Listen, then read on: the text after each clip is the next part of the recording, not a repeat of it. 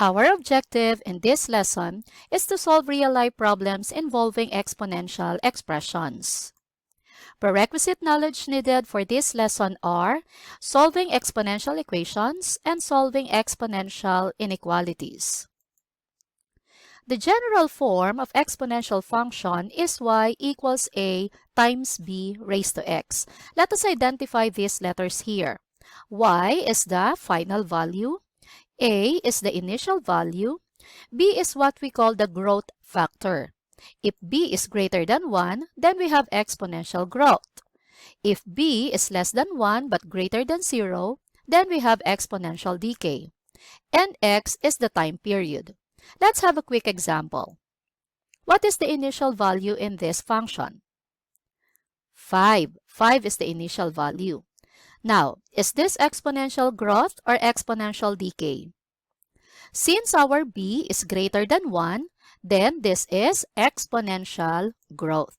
There are alternate forms of y equals a times b raised to x. Here are two. I'll discuss more of these later. For now, let us identify the letters here. Y is the final value, a is the initial value, r is the growth or decay rate per time period, and t is the time period. Now, let's have an example. We are going to identify if it is growth or decay. Let's identify the rate and let us identify the initial value.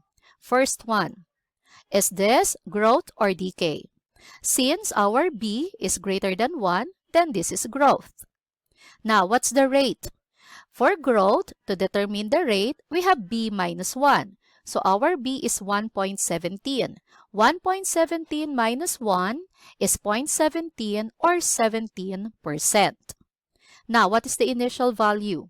This is the initial value, the a. So the answer is 15. Let's have one more. Y is equal to 15 times 0.17 raised to t. Is this growth or decay? Since our b is less than 1, then this is decay.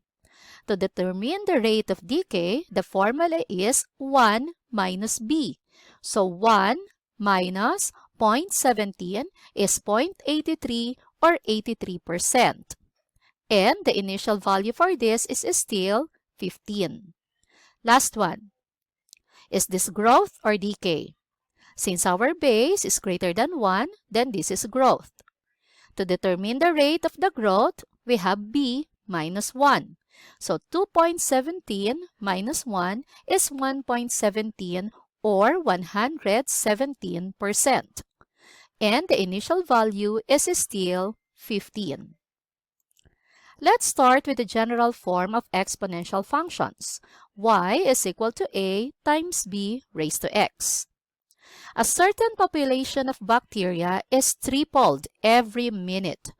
After how many minutes will the number of bacteria be at least 2,187?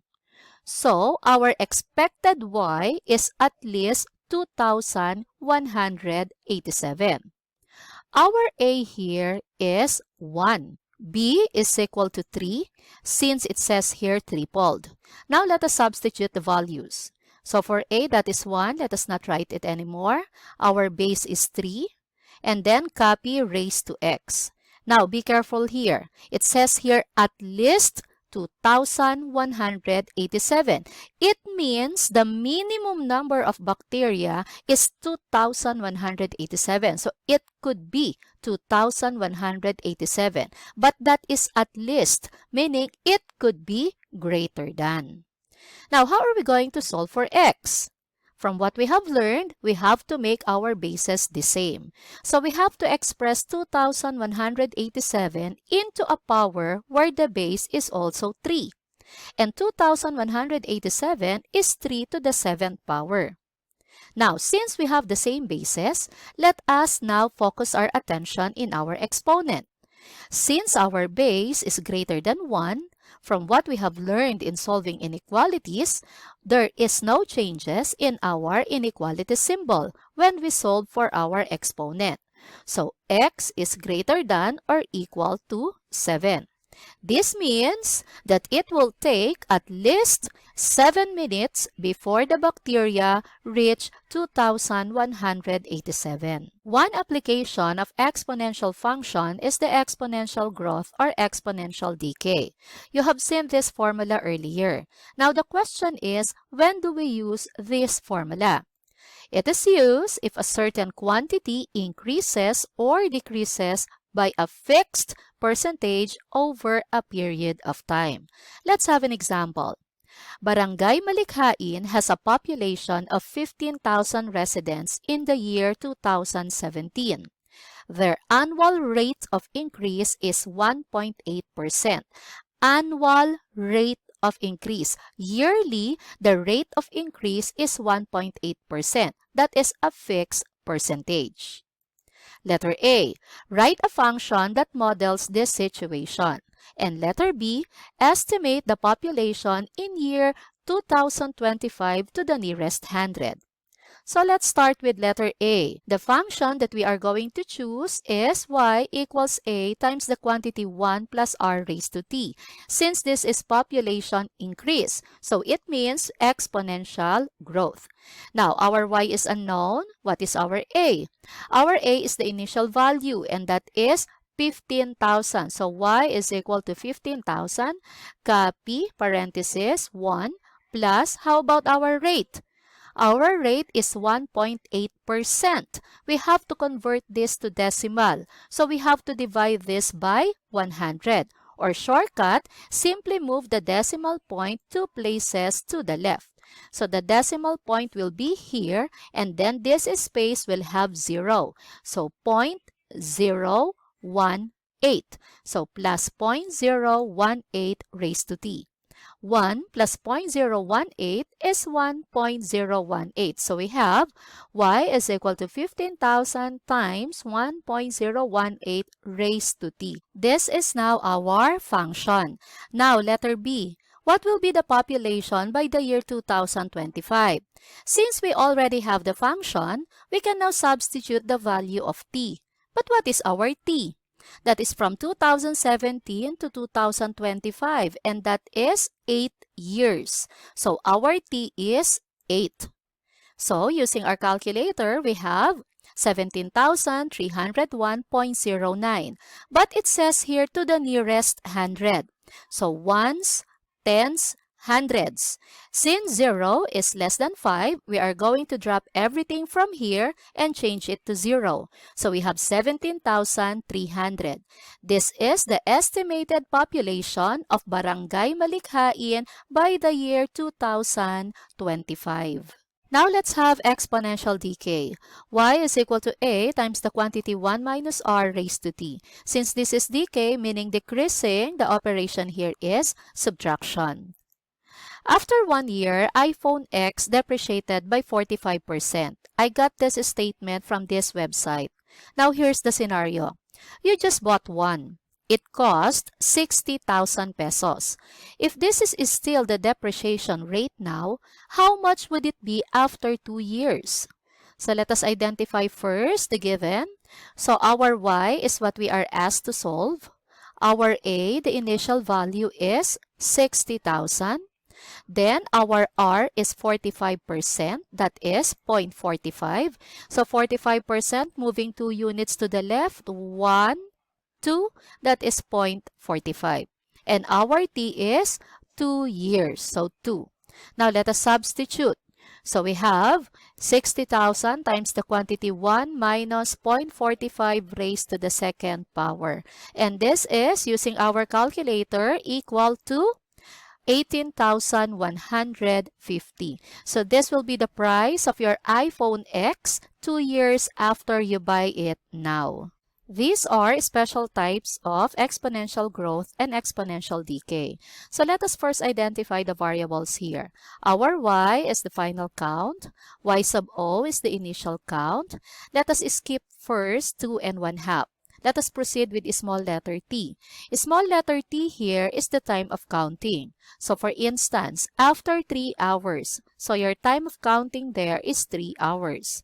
Then our capital T here is the time it takes to double or half. So for example, every 10 minutes.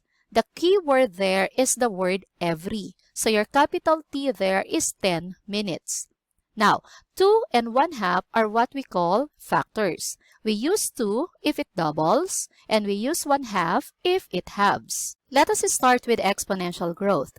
A bacterium splits into 2 separate bacteria once every after 10 minutes. If there was 1 bacterium on the slide 5 hours ago, how many are there on the slide now? We can use table of values to solve this problem. So you started with 1 bacterium. That is at time 0. Now, after 10 minutes, this 1 bacterium splits into 2. So this is 2. After 10 minutes again, this 2 splits into 2. So this is 4. After 10 minutes, this is 8. After 10 minutes, this is 16. And after 10 minutes, this is 32. But this is just only after 50 minutes. You have 5 hours to compute, which is equivalent to 300 minutes. So table of values would take a lot of time. So we might as well use the formula. Let us analyze first. Since the bacterium splits into 2, then our factor is 2. So we're going to use the exponential growth formula. So let us identify the given. Y is what we are asked for. Y sub O is the initial count. We have 1 bacterium. And then small letter t is the time of counting, which is 5 hours. 5 hours is equivalent to 300 minutes. And my capital T is the time it doubles every after 10 minutes. So T is equal to 10 minutes. These two have to be congruent. Now let us substitute to the formula. 300 over 10 is 30. So 2 raised to 30 times 1 is still 2 raised to 30. And 2 raised to 30 is a huge number. So I'll leave it as is. So there will be 2 raised to 30 bacteria. Now let us have exponential decay. Ma'am Ayi, a senior high school teacher, needs to stay late to check the outputs of her students. The half-life caffeine of coffee in our body is about 6 hours. If Ma'am Ayi had 1 cup of coffee 10 hours ago, how much is left in her system? So the factor here is 1/2. We're talking about half-life. So let's make use of exponential decay formula. Now let us identify the given. Y is what we are asked to solve. Y sub O, the initial amount, is 1 cup. So we have 1. Our small letter t is the time of counting, and that is 10 hours. Our capital T is the time it takes before it halves. So that is 6 hours. So let us substitute to the formula. We may ignore 1 here. 1/2 is equal to 0.5. 10 over 6 is 5 over 3. So we have 0.5 raised to 5 over 3. Computing this is 0.31. So there is 0.31 of the original amount of caffeine in the system of Ma'am Ayi after she took 1 cup of her coffee 10 hours ago. Another interesting application of exponential equation is the compound interest. Actually, these two are the same. I'll explain later. Now, let us identify the variables here. So, A is the future value or the ending amount. P is the principal value or the beginning amount. R is the interest rate expressed in decimal. N is the number of compoundings a year. If your money is compounded annually, then N is equal to 1. So imagine this is 1, R divided by 1 is equal to R. And 1 times T is simply equal to T. So if your money is compounded annually, then this formula will work for you. Now, other number of compoundings are semi-annually, N is equal to 2. Quarterly, N is equal to 4. There are 4 quarters in a year. Monthly, N is equal to 12. Sometimes there are weekly or even daily. And last one is the T. T is the number of years. So let's have an example. Len is preparing early for her child's education. a bank is offering 4% interest rate for long-term investments, compounded monthly. How much do Len needs to invest to raise 50,000 pesos in 3 years' time? So let us first identify the given here. So let's start with 4%. This is the interest rate, so that is our R. Expressed in decimal, that would be 0.04. And then we have here compounded monthly. So our N is 12. How much do Len needs to invest? So what we are looking for is the principal amount or the beginning amount, the amount of money Len needs to invest. So we're looking for P. To raise 50,000. So 50,000 is the future value, the amount that Len wants to have. That is our A. In 3 years' time, so that would be our time or T. So let us substitute those in our formula. 50,000 is the future value, the amount of money Len wants to have. P is what we are looking for, the amount of money Len needs to invest. And then 0.04 is the decimal equivalent of 4%. And then we have here 12 because compounded monthly, our N is 12. Then our N is again 12 and our time is 3 years. Let us simplify this. So this is 3.33 times 10 raised to negative 3. And 12 times 3 is 36. But we are looking for P. So we have to divide both sides by this value. So this will be canceled out. And P is equal to 50,000 divided by this. Using our calculator, this will give us 44,354.87. This is the amount that Len needs to invest so that she would have 50,000 after 3 years. Another application is continuous exponential growth or decay. So let us identify the variables here. Capital A here is still the final value. A sub 0 is the initial value. E is a numerical constant approximately equal to 2.71828. And K is what we call the growth or decay constant. And T is our time period. So let's have an example. A bacteria grows continuously at a rate of 8.75% a day. How many bacteria will there be after 72 hours if there was an initial population of 100? So let us identify what we have here. How many bacteria will there be after 72 hours? So we're looking for the final value. So our A is unknown. If there was an initial population of 100, so the initial value is given, A sub 0 is 100.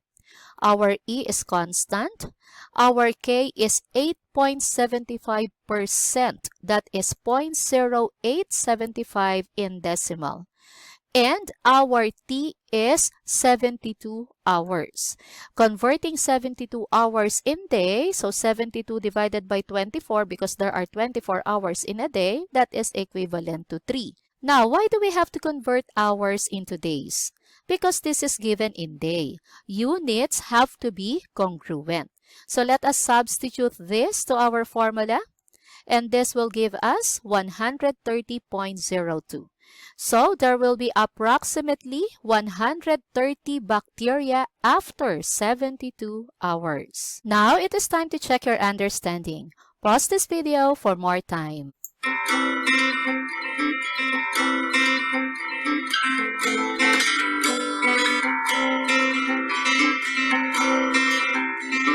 Let us answer. Since we have here double, so we're going to make use of this formula. We want to know if Jojo will be able to buy the teddy bear. So we're looking for the total amount of money that he will be able to save. So Y is unknown. And our Y sub 0 is 2 pesos. He will start saving with 2 pesos. That's the initial amount. Our small letter T is 1 week. He's planning to do it for 1 week, and that is 7 days. And our capital T, the time it takes to double his saving is every day, so 1 day. Now let us substitute this to our formula. 7 divided by 1 is 7. 2 raised to 7 is 128 times 2 is 256. So do you think he will be able to buy it? Jojo will not be able to buy the teddy bear because the teddy bear cost not less than 300 and his money is just 256. But it doesn't really matter. I'm sure Jojo can find something to give his mom. Gets?